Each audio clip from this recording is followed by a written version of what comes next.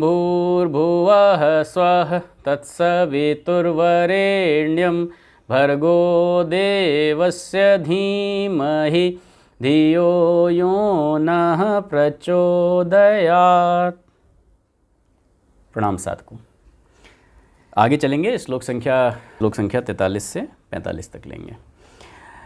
भुक्ते पिंडम सुतैर्दत्तं दानं चातुर्कालिकं तथापि नास्ति कस्तार्च्य तृप्तिं याति न पातकी पापिनां नोपतिष्ठन्ति दानं श्राद्धं जलाञ्जलिः अतः क्षुद्व्याकुला यान्ति पिण्डदानभुजोऽपि ते भवन्ति प्रेतरूपास्ते पिण्डदानविवर्जिताः आकल्पं निर्जनारण्ये भ्रमन्ति बहुदुःखितः।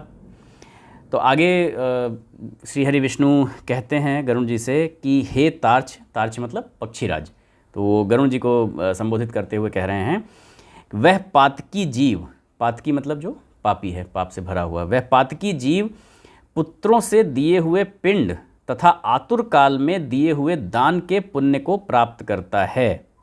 तो यहाँ ये बता रहे हैं कि एक तो जो उस समय जो आप लोग देखते हैं कि पिंडदान की प्रक्रिया चलती है, जो आपके इसके शोक काल के, सूतक काल के 13 दिन होते हैं, यहाँ उस पिंड की बात की जा रही है। और आतुर काल में जो दान दिए जाने की बात है, वो जब उसने अपने जीवित रहते कभी कुछ थोड़ा बहुत दान पुण्य किया होगा, पापी भी थोड़ा बहुत तो कर देते हैं ना किसी भी उससे, तो जो थोड़ा बहुत दान पुण्य किया होगा उसका पुण्य थोड़ा बहुत प्राप्त होता है, लेकिन तब भी उस नास्तिक जीव को पुण्य की तृप्ति नहीं होती है, क्योंकि ये जो दान उसने किया होगा ये भी किसी लाभ की आकांक्षा से किया होगा या किसी और चीज़ को आतुर होकर किया होगा, ये भक्ति भाव से प्रेरित होकर नहीं किया होगा।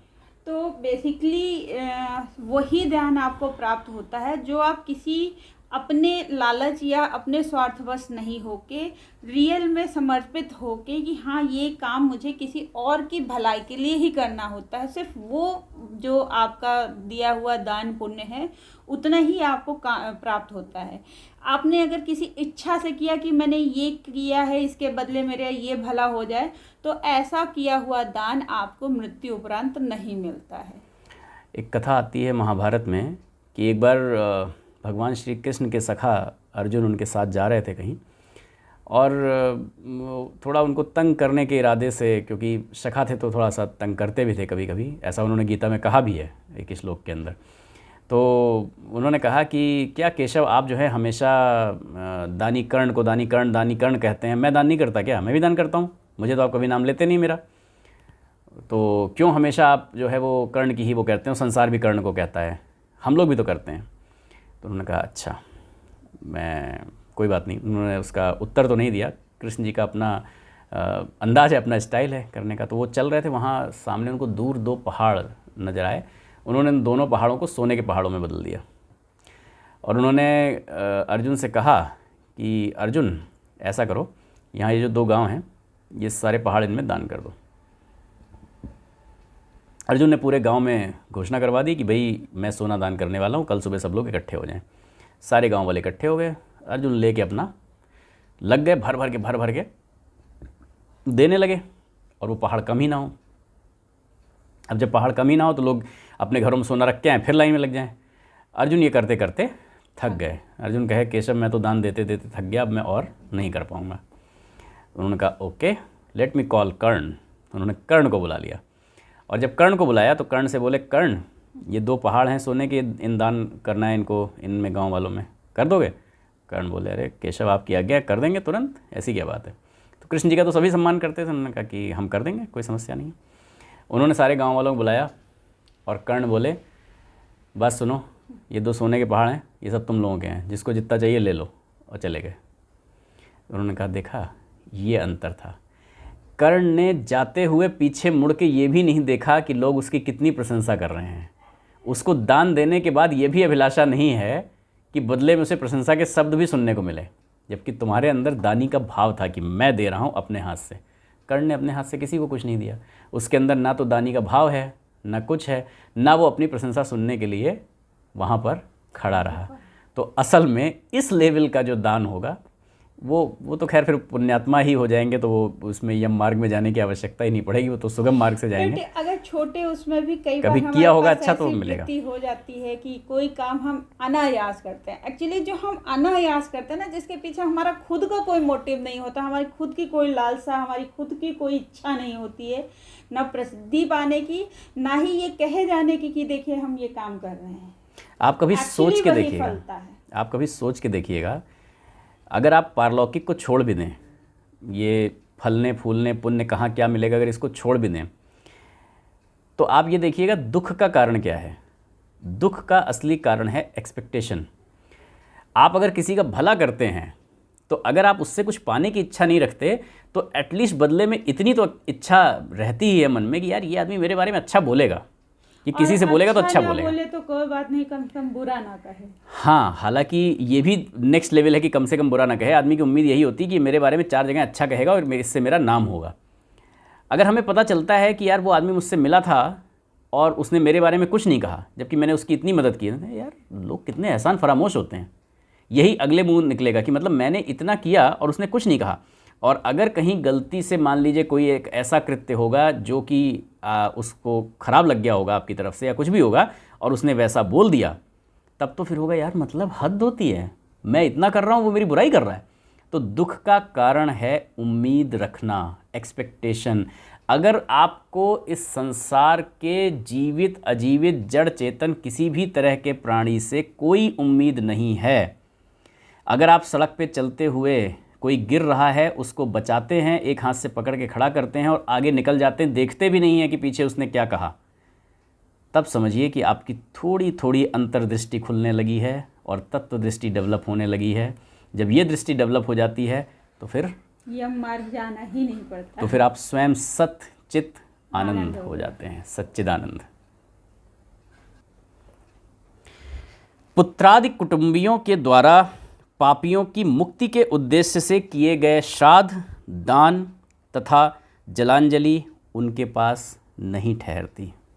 तो जैसा मैंने पहले भी कहा था कि ये सारी चीज़ें हम कर तो रहे हैं मृतात्मा की तृप्ति के लिए, बट असल में वास्तव में ये उनको कुछ नहीं मिलता। ये आपकी अपनी शांति के लिए, आपको अच्छा लग रहा है कि हाँ हम उनके लिए कुछ कर रहे हैं, ये उनके पास जरा भी नहीं ठहरती। भाव से कर दीजिए कि मुझे ये मेरे पितरों को मिल रहा है, मुझे इससे कोई फ़ायदा नहीं हो रहा, तो हो सकता है जब आपका टाइम आए तो इस तरह की चीज़ें आपको मिल जाएं।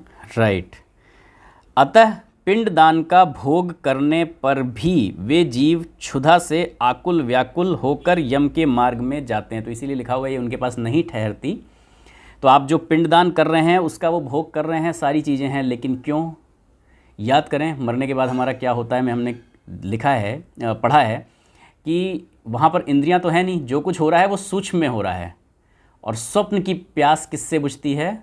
स्वप्न के पानी से बुझती। तो आप दे रहे हैं यहाँ और वहाँ पे चल रहा है वो अलग सूक्ष्म में, उसमें वो कुछ पहुँच रहा नहीं है। तो वो फील हो रहा है कि दे रहे हैं, फील हो रहा है कि दे रहे हैं, लेकिन उनको मिल नहीं रहा, उससे उनकी भूख और प्यास शांत नहीं हो रही है, क्योंकि वो एक स्वप्न लोक चल रहा है।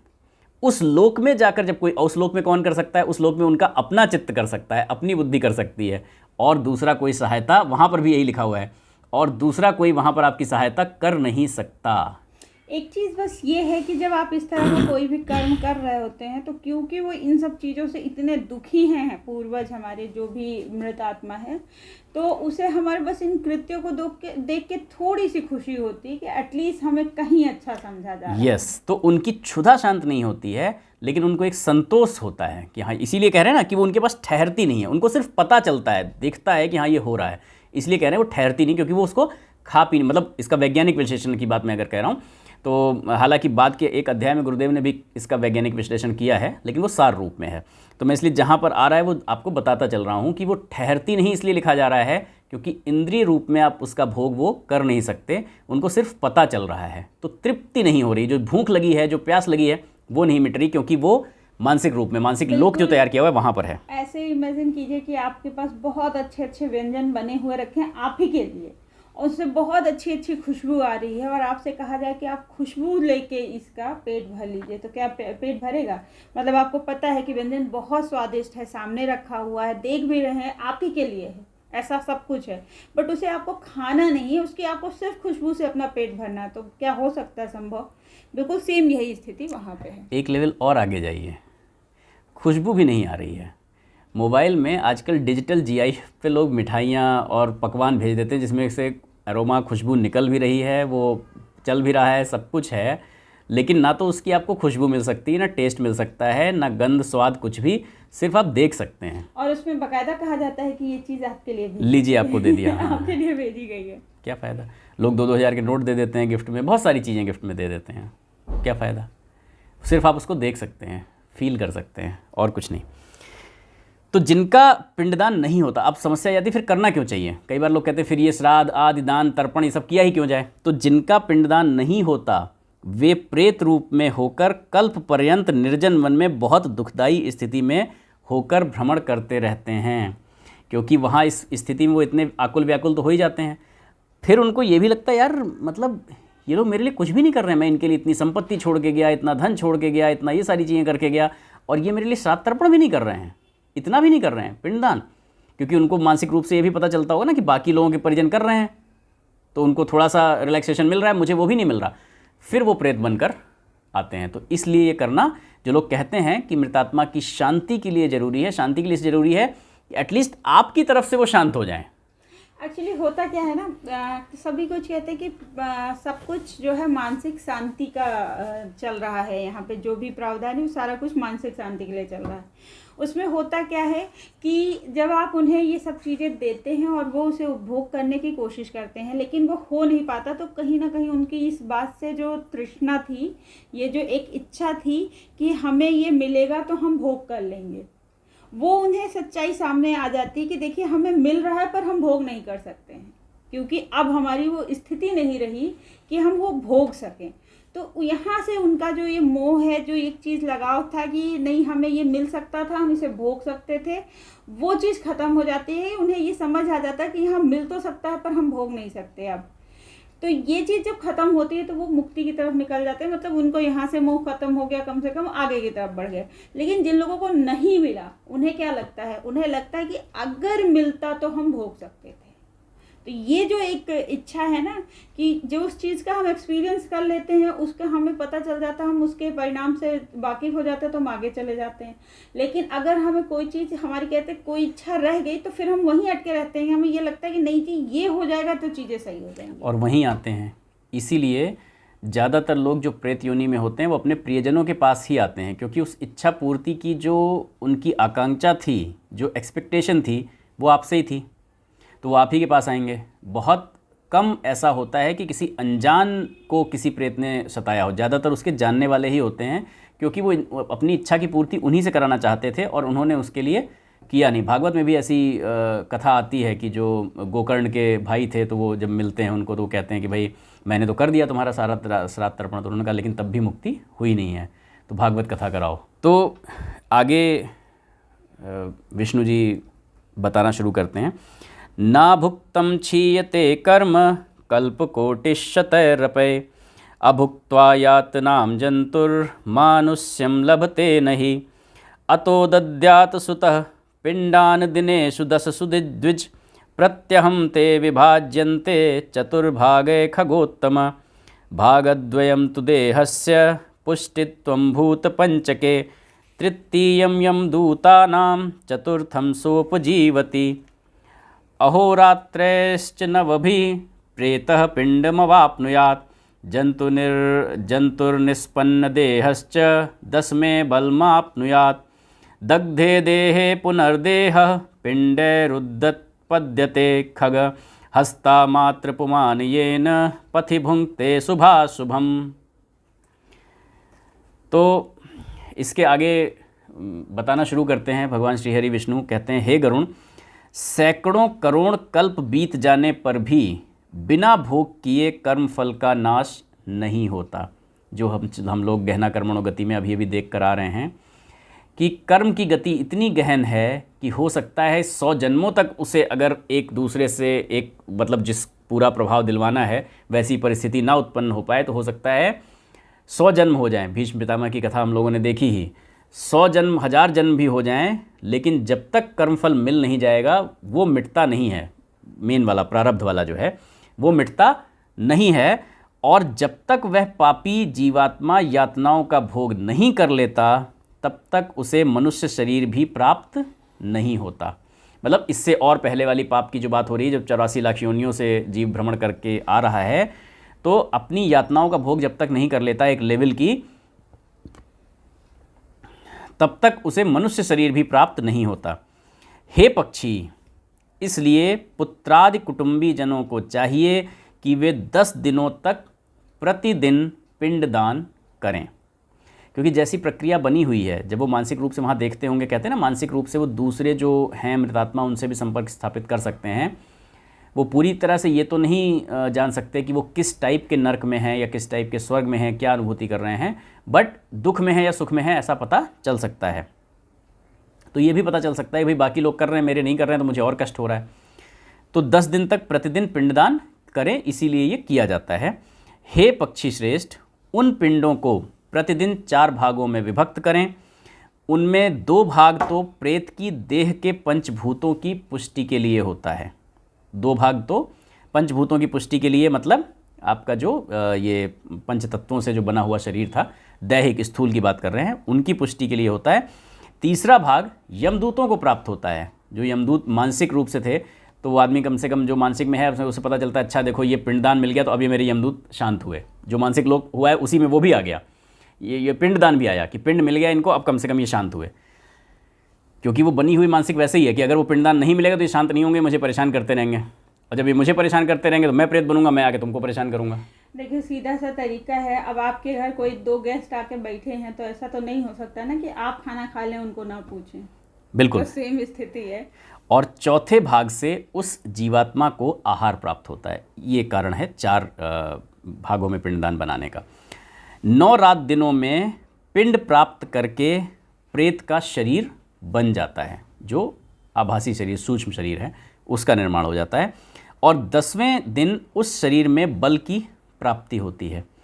हे खग, मृत व्यक्ति की देह के जल जाने पर पिंड के द्वारा पुनः 1 हाथ लंबा शरीर प्राप्त होता है। जो हम लोगों ने उसमें भी देखा था कि लगभग सूक्ष्म शरीर भी वैसा ही होता है जैसा कि स्थूल शरीर होता है, बस साइज छोटा होता है वो, मतलब हाँ 1 हाथ लंबा छोटा, तो वो है। और दूसरा उसमें इंद्रियां नहीं होती, तो वो इंद्रिय भोग वाली चीज़ें नहीं कर सकता, जिसके द्वारा वह प्राणी यमलोक के रास्ते में शुभ और अशुभ कर्मों को भोगता है। अब ये जो शरीर बन गया है, मैंने कहा चित्त वहाँ से निकाल के लाएगा विकार कि इसको दंड दिलवाना है कि नहीं, इस शरीर पे भोगे जाएंगे वो सारे।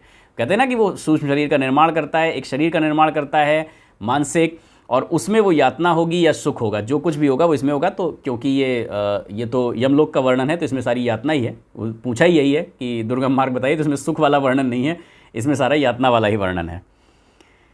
तो ये 46 से लेके 50 श्लोक तक पिंडदान का वर्णन है प्रथम अध्याय में।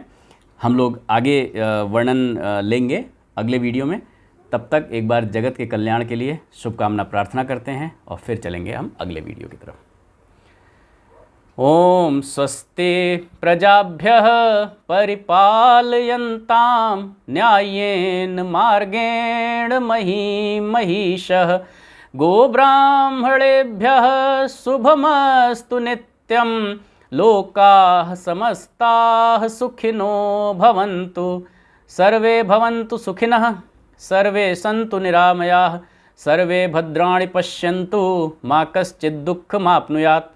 श्रद्धां मेधां यशः प्रज्ञां विद्यां पुष्टिं श्रियं बलं तेज आयुष्यमारोग्यं देहि मे हव्यवाहन।